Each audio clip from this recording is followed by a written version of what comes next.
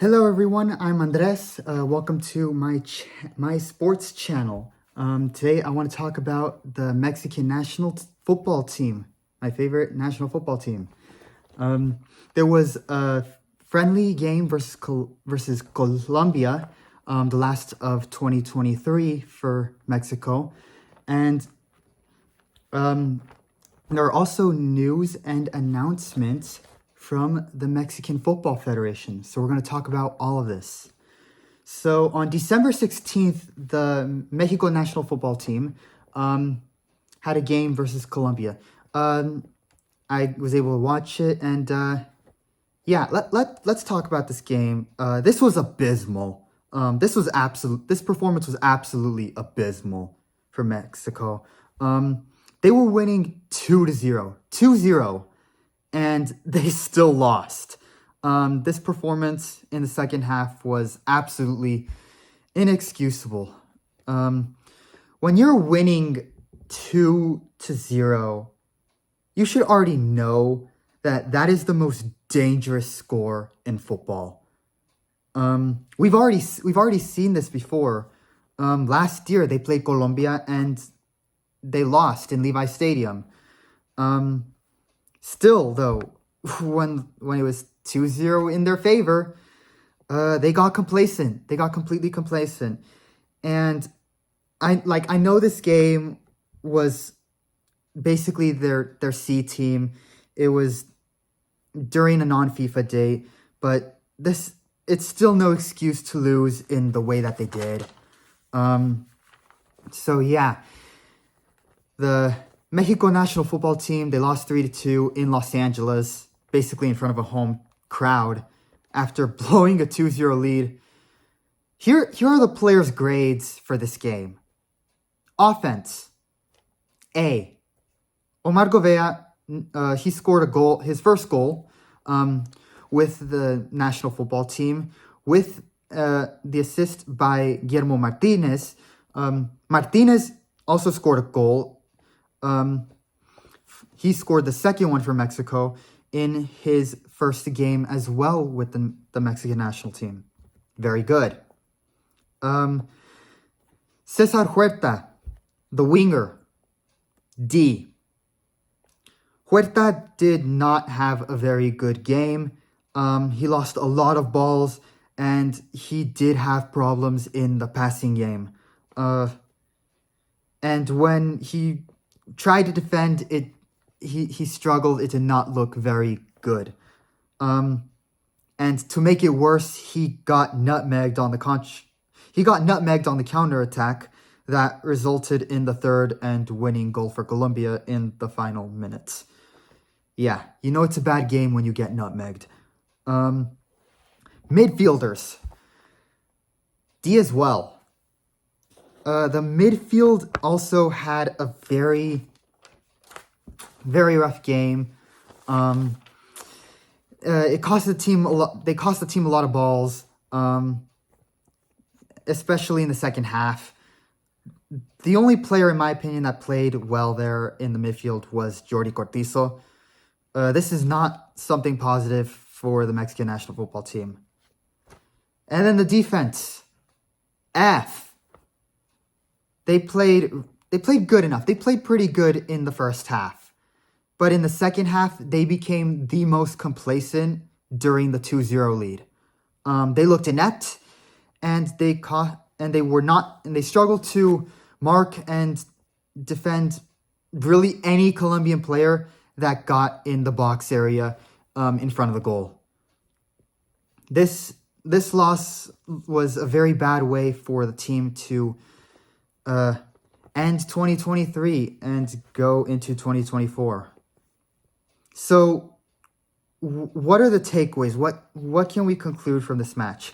So the first thing, the attitude of the players and technicians, the coaches, it needs to change. Now they have to treat a team like they're winning. Like they need to treat every game like they're playing a very good team. And they need to play the full 90 minutes with 100% effort. Like, there's no excuse to not be doing so. Second,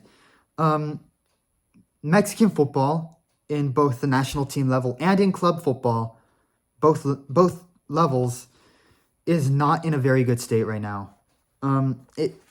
Mexican football has the potential to compete with clubs and national teams from CONMEBOL and UEFA, but right now they're not anywhere near the level to where they can be able to compete with them consistently, like on command every day. Third, the corruption and broken system within the Mexican Football Federation and the Liga MX, it's starting to hurt the team. It's starting to really negatively affect the team and the development and growth of Mexican players. This 3-2 result was just the result of not letting players, go and grow their skill level in Europe, inflating the prices of the players on the transfer market, and giving them just so much money in these contracts to where they lack motivation because they're already getting this big payday. Like, I get it, some of these players, to make it at a professional level, like, you deserve a big payday. But if you're not playing well, then that big money check just means absolutely nothing.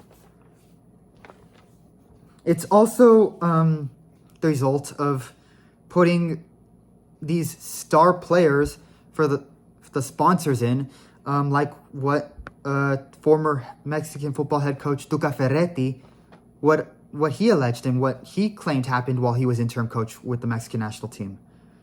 This was also the result of not letting, not giving time to younger players in the games and calling them up more. Of the 22 players that received a call-up for this game, only 10 were 23 years old or younger. And the average age of that roster was 25 years old. 25. That is relatively old. Players between the ages of 25 and 25 years and 29 years old, and they're finally getting their first game with the national team when already for just about every other country, at that age, they would either be a prominent player on the national team or simply not cut out for the national team.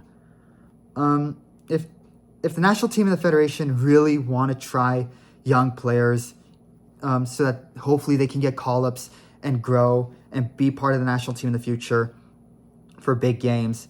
For games like this, they gotta call up players 23 years old or younger. Because of the roster that we saw in this game, the only players that are probably going to get called up in the future are Chino Huerta, Jordi Cortizo, Gonzalez as a second goalkeeper in the place of either Memo Ochoa or Luis Angel Malagon, and Omar Campos, the left back, who I am surprised and very disappointed that he did not get a lot of playing time in this game, given that he has been playing so well with Santos Laguna. The opportunity to be on the national team for everyone else, it's already come and gone. Like, they're not going to get called up for big games for the national team. So what was the point in that?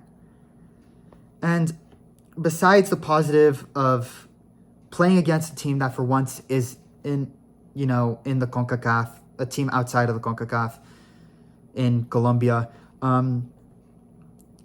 this game was really just poorly planned. It was relatively last minute, and with the way it went, and with the roster, the outcome, it just felt like a money grab from the Mexican fan base here in the United States. If they really want to play and try out young players, during FIFA dates, where are these players at? Like, why not call up Osiel Herrera? Why not try Marcelo Flores? Why not start Gerardo Arteaga at left back instead of Jesus Gallardo? even bring in young like 18, 19-year-olds.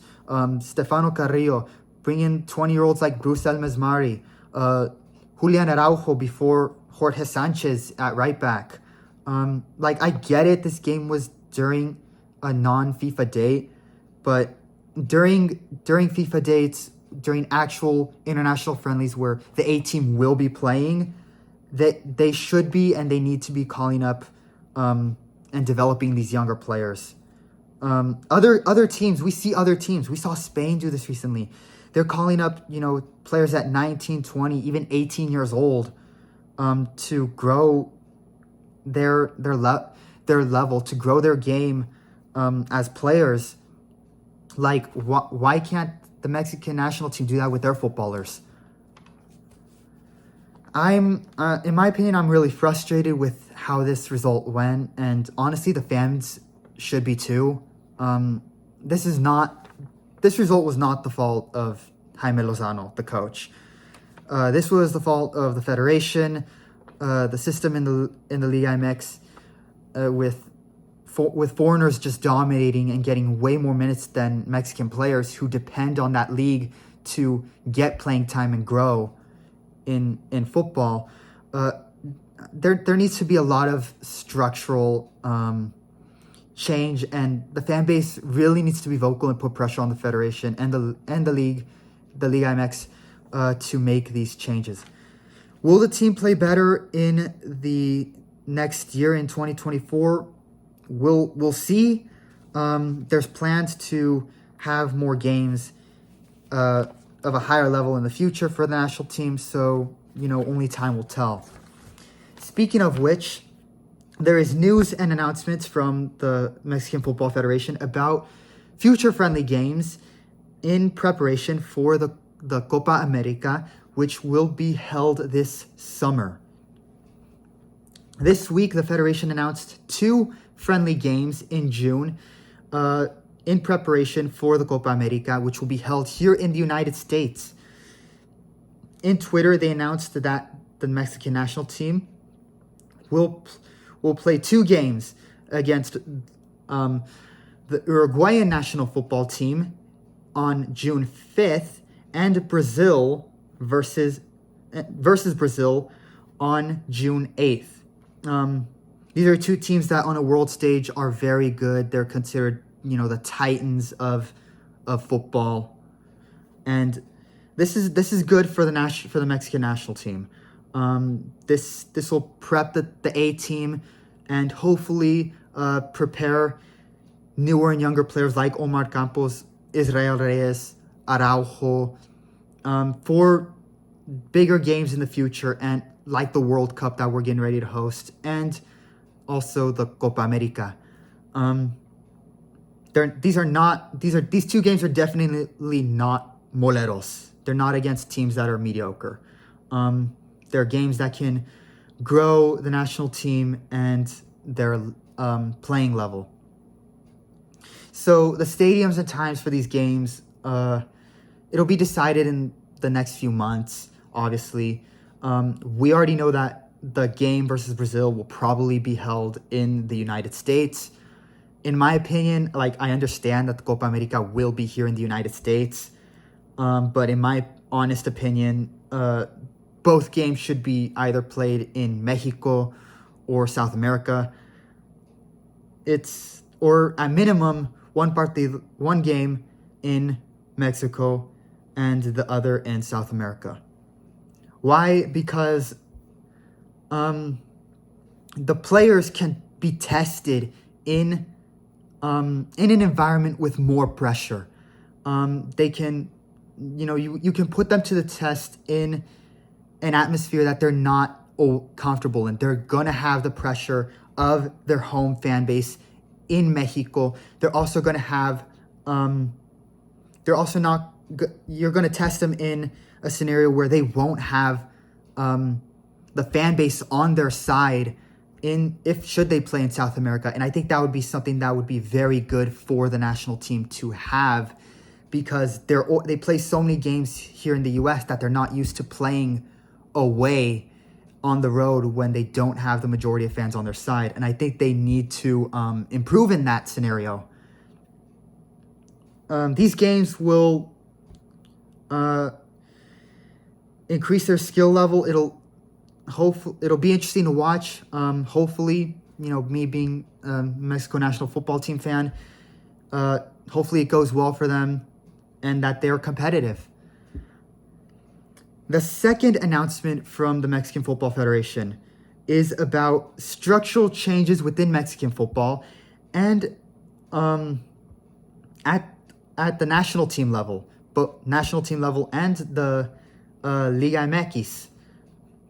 On Twitter and in a video on YouTube on the FMF's channel, the FMF being the Mexican Football Federation, they announced a project called the Alianza para la Afición. It has six goals with it. Forgive me, my notes are in Spanish, so I'm translating on the fly here, folks. So this is what they posted on Twitter. The Owners Assembly voted the Alliance for the Fans project that seeks to tackle the structural problems in Mexican football. The first point, reforms to the competition system. So the adjustments will be made starting the 2024-2025 season to be fair and give more certainty to our tournaments. The second point, the autonomy of the referees commission. We want there to be no doubts about the legitimacy of their decisions during games. Okay, that'll be interesting to see. The third, and it also ties in terms of the referees and officiating on the field, the centralization of the VAR reviews during games. We are working to establish an operations center to ensure VAR operates from the same location and with the same criteria for all matches. That will be interesting to see. It's kind of the same thing like they do in the Major League Baseball, where a lot of the reviews and calls that on screen are made in New York. That's the same thing for the NFL. And it's similar to it's also like what hockey does. It's central, like the video and replay reviews are centralized in Toronto. The fourth point, VAR audio releases. So this will be to enhance the transparency of referee decisions. I like this. We've seen this during the summer football league, the XFL. It looked really interesting. If that's how it's going to be, that would be awesome in my eyes. The fifth point, the restructuring of grassroots football in Mexico. So develop a model to enhance the research and consolidation of national talent. Okay. And then the sixth and final point, high skill matches for our Mexican national team. Mexico will be playing against Brazil and Uruguay prior to the Copa America. With that, so those two announcements did tie in the friendlies and the structural changes. My opinion and reaction to these announcements, the two games versus the South American teams, very good. Without a doubt, the Mexican national football team needs more games like that, friendly or competitive, to elevate the level of the national team. But this project does, in my opinion, lack four things. The first thing it lacks, a specific deadline. I mean, obviously, we're going to get more details in the future, in probably the next couple of months in 2024. But there needs to, without a doubt, be a specific set deadline for all six of these points to be accomplished. Because if not, then there's when are they going to be accomplished? The second, and this is one of the big criticisms for this plan, especially in terms of the Liga MX, will they bring back promotion and relegation? Because fans have been very, very vocal about wanting to bring back promotion and relegation in the Liga MX. And I would argue, and many fans as well would argue, that putting an end to promotion and relegation was probably one of the main reasons why the quality of play and the strength of the league has completely like disintegrated. And in my opinion, they do need to have like a system for promotion and relegation. Like they need an aggregate table at the end of every season. So with an aggregate table, they would like add up the two seasons, the Apertura and the Clausura, and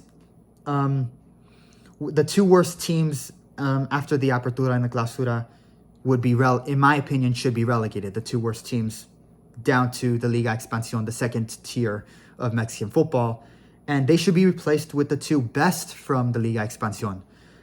And also this is one of the questions of why, in terms of promotion and relegation and the logistics of it, I understand there are requirements for the stadiums, such as field conditions, locker rooms for both teams, and as well as stadium lighting for night games. But they do have in Mexico, they have they had a requirement where the minimum capacity for the stadiums needed to be 20,000 at minimum.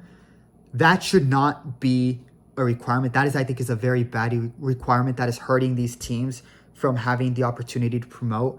And that should be taken away, because we need promotion and relegation badly. Third, this is specifically criticizing the fifth point in terms of growth and development of national talent. I hope this means, less foreign players in the Liga MX, because, less foreign players so that Mexican players, get more minutes and can develop, they get playing time. Because if not, there's going to be a big contradiction with this point, because the flaw in this is, so if a Liga MX team has on their roster 9 or 11 foreign players on the team, how are you going to give those, the Mexican players, the young ones who are trying to gain experience, trying to improve their talent in the game of football? How are you going to give them that playing time? That is a very big weakness in that fifth point. There needs to be more there. In my opinion, the Liga MX does need to lower the number of foreign players in the rosters of Liga MX teams. For example, in the Liga MX Femenil, the women's league in Mexico, the maximum number of foreign players each team can have is 4. 4 maximum. They can have less, but only 4 at most. Implementing a rule like this does not seem like a bad idea if you want to grow Mexican talent in the game of football for the national team level. If they don't implement a rule like that, at minimum, they should require that the clubs start every game with at minimum 7 Mexican players on their starting 11, and maximum 4 foreigners on the field in their starting 11. There's also the big concern in terms of European football clubs that want a certain Mexican player or Mexican players for their teams. I hope, will the federation establish a transfer price cap so that because the problem in the Liga MX is when a European club wants a Mexican player, the Mexican clubs have been known to inflate the prices. So a Mexican player on the transfer market is probably worthy of say a $5 million contract. The Mexican clubs will say, no, we want $10 million for his transfer. And so they hold him back from letting these players go to Europe, because all the European clubs get spooked by the transfer prices. So there's questions like, will the federation do anything in regards to them inflating the prices of these players, and will there be a pathway for Mexican players to go and grow in Europe in where they can play in the Champions League, they can play in La Liga, they can play in the Premier League, and the best leagues in the world. Those are changes that also need to be addressed and done.